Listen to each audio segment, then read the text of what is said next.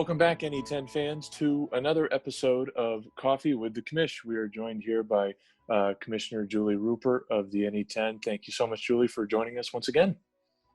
Thanks, Steve. I'm glad to be invited back for a week too. We have some more questions to get some answers, some insight and input from you from further discussions you've had at the NCAA level, conference level, and we're excited to hear what you have to say. So we'll jump right in. Our first question comes from Matt G, as submitted on Instagram. Matt asks, based on what we know right now, if the spring environment is one where sports can be played, even with modifications, is the thinking that every sport may at least be attempted, every sport that the NE10 sponsors? So great question, and definitely one that we are tackling every day in the conference. We have several groups meeting weekly, and we have coaches meetings to try and develop our plan to proceed, basically. And certainly the intent is to sponsor and provide meaningful competitive opportunities for as many of our 24 sports as we can do. Certainly,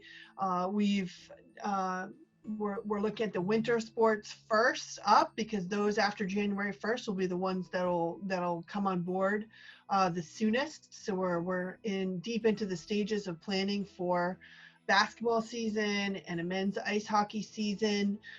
Just got off a 2-hour conference call with our track coaches to try and discuss all of the intricacies of conducting an indoor track championship and a season for those student athletes. And we've spent time already on the phone with swimming, and then we'll just take it bit by bit. So certainly the intent is there. Whether or not at the end we're able to do all 24, we think we'll get pretty close to that number. Do student athletes have a choice this year as to whether or not they want to play their sport?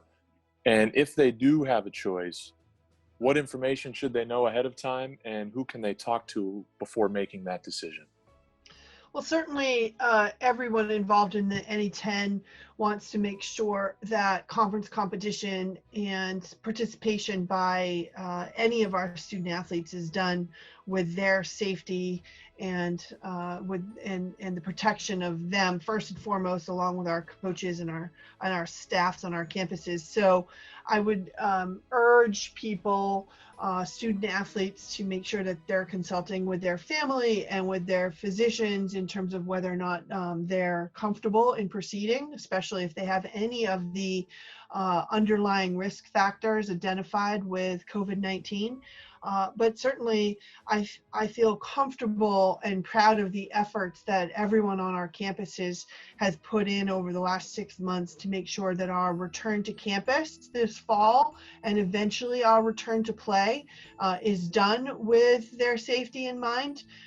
The compliance angle of your question is, yes, there's an opt-out period of time up until October 1st with regard to the protection of any athletic aid they may have. But certainly our institutions are there to ensure that in whatever manner competition moves forward, it's done safely. I would direct student athletes to the compliance coordinators at their campuses in terms of the logistics, to their athletic administration, to their head trainer for health and safety questions.